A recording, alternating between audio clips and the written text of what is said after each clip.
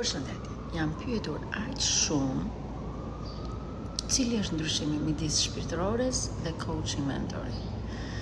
Edhe Shqipëria ka shumë, edhe në Amerikë shumë, por rriten shumë.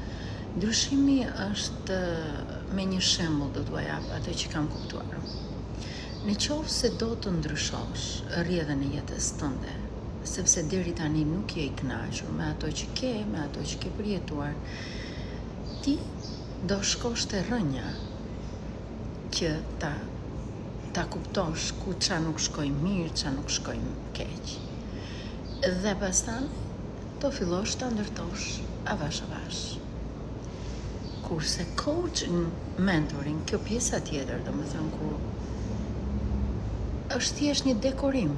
Pra ti thjesht duhet të dekorosh shtëpinë. Po tani ti duhet të pyesësh veten, do të ndryshosh apo do të dekorosh? Qofse do të dekorosh një shtëpi, është okay, një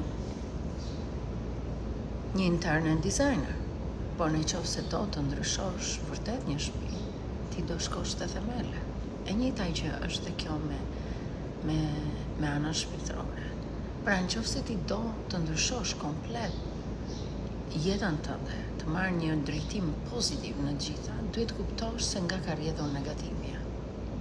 Duhet të përballesh me frikrat. Po në qoftë se ti do që thjesht të ndryshosh diçka, atëherë është thjesht një dekorim. Ky është coaching e mentoring. Kjo e dyta duket më e lehtë se e para, po në një rrugë të gjatë, kjo e para është më e lehtë se e dyta. Zgjedhja është juaj.